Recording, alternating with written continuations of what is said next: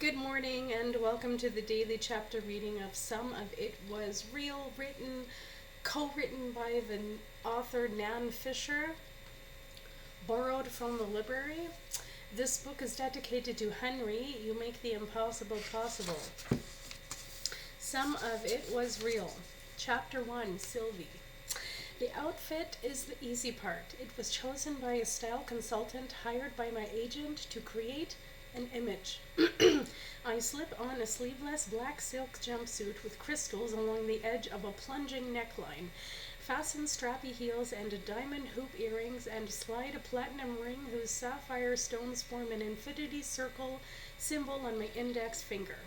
On cue, my stomach cramps and I rush into the bathroom, grip the cold porcelain, and lose a late lunch.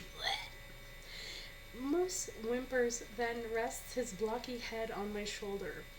He's a 145-pound Great Dane, but despite his size, he's a big baby. I'm good, promise. A kiss between Moose's eyes.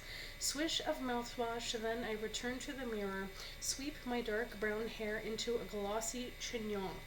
On goes a light coat of foundation, blush, eyeshadow, dark gray liner, false lashes, and red lipstick. One final look confirms everything is in place. I swivel my chair and rifle through last-minute reminders. When the phone rings, there's no need to check caller ID. My agent always calls before a show. Hey, Lucas. Lucas crows. We have a deal.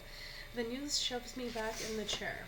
Sylvie, why aren't you jumping up and down and screaming? We've been working toward this for years. Are you jumping up and down? I might have shot a fist in the air when Jackson phoned to say we had the green light. Still, it's a guaranteed 10 episodes, more money than we'd hoped for, bonuses, and if we get the numbers, which I'm sure you will, we can push E for a 2-year run. This is huge. I don't know if I do. That's why we make a great team. While we talk, I wander around the dressing room, past a long mirror, a chipped wooden table and mismatched chairs, and a dusty shelf with a drip coffee machine that looks like it belongs in a 1950s diner. My rider, a set of requests fulfilled by each venue, is pretty basic. I ask for a well-lit mirror, a private bathroom, a few bottles of water, and lots of coffee, but don't demand anything fancy like an espresso machine. Sylvie? Connections don't always happen, you know that. Then you build a bridge. When I started, Syl, what do? It's incredible. You make people feel better. There's no harm either way. I've told you that since the day we met. You're one of the good guys. I rest my forehead against the cool wall to quell a nervous heat. I'm not consistently filling theaters at the shows. Your numbers have been climbing fast. I've never been on TV. I negotiated approval for each episode. Who will I read? A mix of celebrities and regular people. Sylvie, if you don't take this opportunity, someone else will. That's just the way things work in this business. I run through my options. No family support, no real friends, no college education, and this fits. At first, it was about survival, money, so I never had to go back home. But over the past few years, I realized that this is the only thing that gives me some semblance of peace. I'm in. Of course you are. It'll take a week for the lawyers to comb through the contract. When it's signed, we'll announce in Variety page 6 too. Sylvie? Yes? I believe in you. The first time he said that was my third show after I moved to Los Angeles. Just a basement club in Venice, but Lucas made sure it was packed and that a few small entertainment papers were there. I was on fire, hit after hit. Finally, I felt like I might be in the right place. After the show, he drove me back to the studio apartment in West Hollywood he'd rented for me. He turned off the engine and said, I believe in you. Then he added, I'm going to make you a star. You still there? Lucas asks. Moose leans against my leg and stares up at me. Is Moose part of the TV show? He even has his own contract. I kiss the crown of Moose's head and his tail thumps. My first therapist was the one who suggested I get a dog.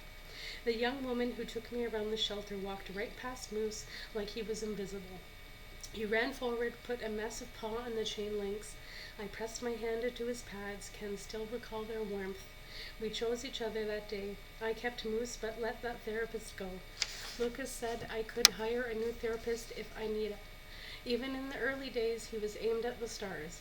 Celebrities can be ruined by all kinds of past relationships and unethical practitioners. Lucas was determined to keep skeletons out of my closet. He also quickly understood that I didn't want to dissect a past that left me feeling like a disappointment. Now Lucas is right again. A TV show is the next step. It doesn't matter how I fell into this profession. Before, I always felt like my shoes were on the wrong feet. This fits despite my fears, and the bottom line is that what I do helps people. There's a knock. It's time, a muffled voice says. I grab a black marker and slip it into my pocket. Gotta go. Moose mouths the enormous stuffed fuzzy bone he loves and carries it out of the room. On the walk from the dressing room to the wings of any stage, I go through the guide imagery the last therapist I quit designed.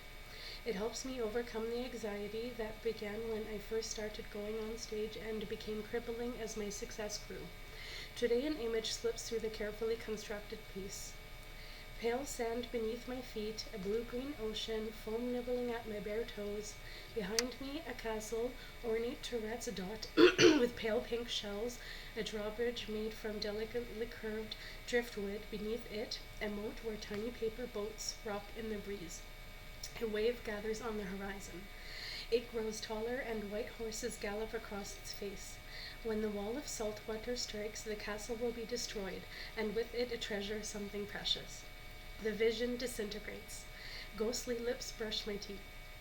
I know what's coming next. A whisper I've heard intermittently my entire life. When I tip my head, the unintelligible slides away. I crunch an antacid to quell my burning gut, then wait for the cue to step on stage and begin my show.